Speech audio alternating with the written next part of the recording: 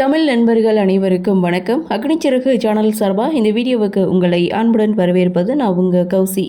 கார்த்திக் ரேவதி சீரியலுடைய இன்னைக்கு எபிசோடுக்கான ரிவ்யூ என்ன அப்படின்றத பார்க்கலாம். அதுக்கு முன்னாடி இதுவரைக்கும் நம்ம சேனலை நீங்கள் சப்ஸ்கிரைப் பண்ணலைன்னா பண்ணிக்கிறங்க. கூடவே இருக்க பெல் ஐக்கானையும் கிளிக் பண்ணி அதில் ஆல் அப்படின்ற ஆப்ஷனையும் கிளிக் பண்ணிக்கிறங்க. அப்போ தான் நான் போடக்கூடிய வீடியோ உங்களுக்கு உடனுக்குடன் நோட்டிஃபிகேஷனாக வரும். சரி வாங்க இன்றைக்கி எபிசோடுக்கான ரிவ்யூ என்ன அப்படின்றத பார்க்கலாம். துர்கா நவீன் லவ் லெட்டர் எழுதி தனக்கு கொடுத்ததா ஒரு லெட்டரை எடுத்து சாமுண்டீஸ்வரி கிட்ட கொடுக்க, சாமுண்டீஸ்வரி அந்த லெட்டரை ஓப்பன் பண்ணி பார்க்குறாங்க. ஆனால் அதில் எதுவுமே எழுதலை. என்னது இது வெறும் பேப்பராக இருக்குது அப்படின்னு சொல்லி துர்கா கிட்டே கேட்க, இல்லைம்மா அதில் எழுதியிருந்துச்சு அப்படின்னு சொல்லி பேப்பரை பார்த்தா அதில் எதுவுமே இல்லை. ஸோ இதுக்கப்புறம் நவீன் சொல்கிறாங்க, இவங்க கோவிலுக்கு போனேன், திருநீர் மடிக்கணும்னு சொல்லி ஒரு ஒயிட் பேப்பர் கேட்டாங்க, அதை எடுத்துகிட்டு வந்து கொடுத்தேன். ஆனால் கடைசியில் அவங்க இப்படி என் மேலே பழி போடுறாங்க.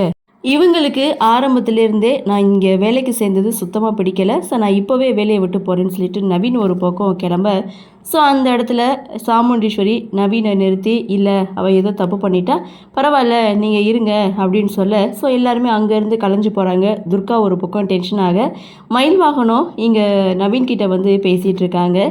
நீ யாருன்னு எனக்கு தெரியும், நான் யாருன்னு உனக்கு தெரியும், உண்மையை சொல்லு, நீ துர்காவுக்கு லவ் லெட்டர் எழுதுனியா இல்லையான்னு சொல்லி நவீன் கிட்டே கேட்க, நான் லெட்டர் எழுதினேன், ஆனால் மேஜிக் பெண்ணால் நான் லெட்டர் எழுதினேன். அவள் என்னென்னா டக்குன்னு அவங்க அம்மா கிட்டே கொண்டு போய் கொடுத்துட்டா, நல்ல வேலை அந்த பெண் என்னை காப்பாற்றிடுச்சு அப்படின்னு சொல்லி இவங்களுடைய கன்வர்சேஷனை முடிக்கிறாங்க.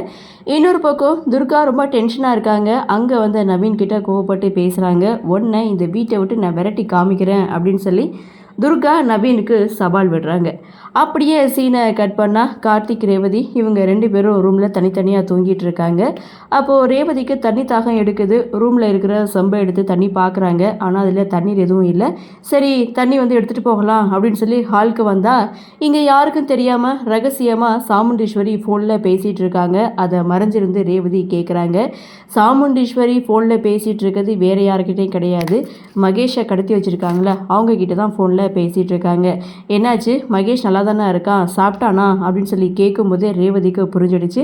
அப்போது அம்மா தான் மகேஷை கடத்தி வச்சுருக்காங்க. ஆனால் எதுக்கு மகேஷை கடத்தணும் அப்படின்ற சந்தேகத்தில் அவங்க என்ன பேசிக்கிறாங்க அப்படின்றத மறைஞ்சிருந்து ரேவதி கேட்க, அப்போது சாமுண்டீஸ்வரி கிட்ட அந்த ரவுடிங்க சொல்கிறாங்க, இவன் சாப்பிட மாட்டேங்கிறான், தூங்க மாட்டேங்கிறான், தண்ணி கூட கொடுக்க மாட்டேங்கிறான், விட்டு அவன் செத்துருவான் போல், நீங்கள் ஒரு எட்டு வந்து பார்த்துட்டு போங்க அப்படின்னு சொல்ல, சரி இருங்க நான் வாரேன் அப்படின்னு சொல்லிட்டு சாமுண்டீஸ்வரி அங்கேருந்து கிளம்புறாங்க. தன்னுடைய அம்மாவுக்கு தெரியாமல் அம்மாவுடைய காரில் பின்னாடி டிக்கியில் ஏறி மறைஞ்சிக்கிறாங்க ரேவதி. சாமுண்டீஸ்வரியும் பார்த்திங்கன்னா மகேஷை கடத்தி வச்சுருக்க குடோனுக்கு போகிறாங்க. அங்கே மகேஷ் கிட்டே போயிட்டு ஏன் இது மாதிரி பண்ணிக்கிட்டு இருக்கேன் அப்படின்னு சொல்லி கேட்கும்போது, தயவு செய்து என்னை விட்டுருங்க அப்படின்னு சொல்லி மகேஷ் ஒரு பக்கம் ஓகேஞ்ச, உனக்கு நாளைக்கு விடுதலை, நானே உன்னை வந்து அழைச்சிட்டு போவேன், அதனால் நீ சாப்பிட்டு நிம்மதியாக தூங்கு அப்படின்னு சொல்ல, ஸோ அந்த இடத்துல மகேஷ் கிட்டே இன்னொரு விஷயத்தையும் சொல்கிறாங்க. அதாவது நாளைக்கு என் பொண்ணு ரேவதிக்கு மண்டபத்தில் தாலி பிரித்து கோக்குற ஃபங்க்ஷன் நடக்க போகுது.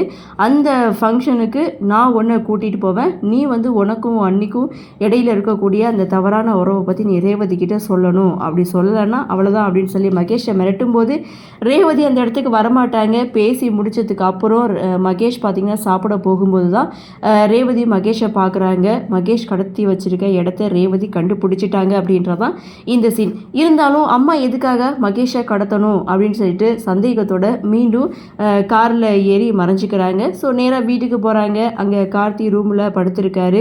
ஸோ எந்த தவறுமே இல்லை ராஜா மேலே அப்படின்றத ரேவதி அந்த இடத்துல புரிஞ்சுக்கிறாங்க. மறுநாள் காலையில் சாமுண்டீஸ்வரி குடும்பம் ஒட்டுமொத்தம் மண்டபத்துக்கு வந்து சேர்றாங்க. மண்டபத்தில் இன்னும் யாரும் வரல.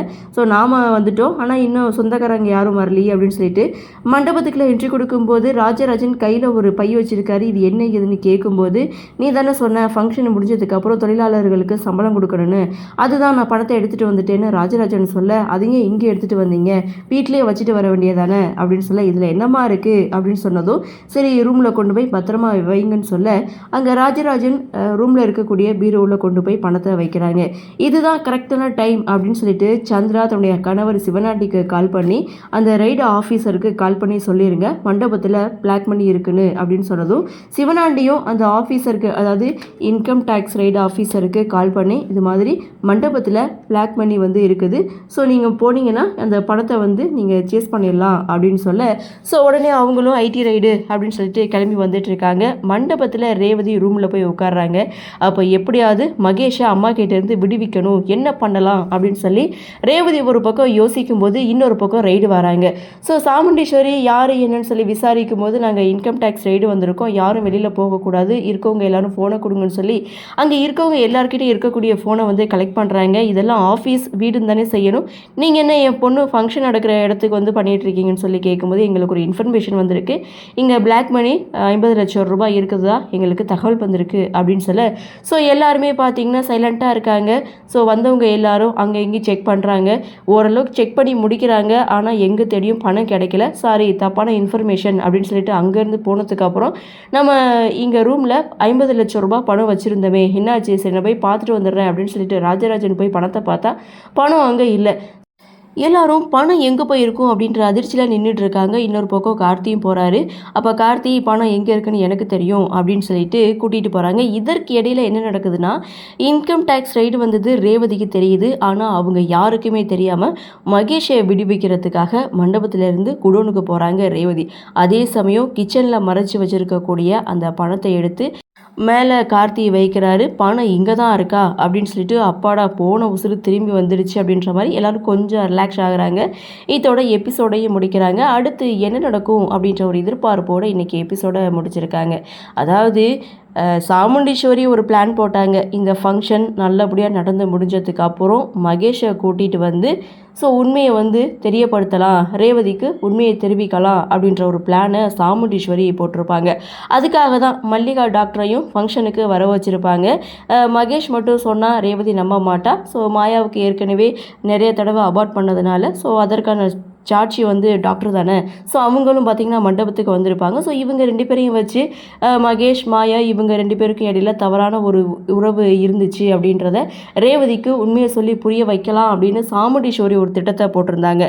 ஆனால் அந்த திட்டத்தை தவிடுபடி ஆக்குற விதமாக இங்கே மகேஷை விடுவிக்கிறதுக்காக ரேவதி குடோனுக்கு போகிறாங்க. ஸோ கண்டிப்பாக மகேஷை காப்பாற்றிடுவாங்க. அந்த இடத்துலையாவது மகேஷ் ரேவதிக்கிட்டே உண்மையை சொல்லுவாங்களா அப்படின்ற ஒரு எதிர்பார்ப்பு இருக்குது. இன்னொரு பக்கம் ராஜா மேலே அதாவது கார்த்தி மேலே எந்த தவறும் இல்லை, மகேஷை கார்த்தி வந்து கடத்தலை அப்படின்றத ரேவதி புரிஞ்சுக்கிறாங்க. ஸோ எதிரியாக இருந்த 2 பேரும் இனிமேல் ஃப்ரெண்டாக கூட சான்ஸ் இருக்குது. அதே சமயம் ரேவதி பார்த்திங்கன்னா கார்த்திக்கிட்ட ஒரு ஹெல்ப் கேட்டிருப்பாங்க. ஸோ யாருக்கும் தெரியாமல் தன்னை ஆஸ்திரேலியாவுக்கு அனுப்பி வைக்கணும் அப்படின்ற ஒரு ஹெல்ப்பை தான் கார்த்திக்கிட்டே கேட்டிருக்காங்க. கார்த்தியும் நான் செய்கிறேன் அப்படின்னு சொல்லி ஓகே சொல்லிட்டாரு. ஸோ இதற்கு இடையில் என்னென்ன விஷயங்கள் நடக்கும் அப்படின்ற ஒரு மிகப்பெரிய எதிர்பார்ப்பை இந்த வார எபிசோடு வந்து கொடுத்துருக்கு. ஸோ ஓவரால் இந்த வார எபிசோடு அப்படின்னு பார்க்கும்போது யாக பூஜை நடத்துகிறது ஒரு பக்கம் நடந்து முடிஞ்சிச்சு. ஸோ இன்னொரு பக்கம் பார்த்திங்கன்னா ரேவதிக்கு அம்மா தான் மகேஷை கடத்தினாங்க அப்படின்ற உண்மையும் தெரிய வந்து இந்த வார எபிசோடை முடிச்சிருக்காங்க.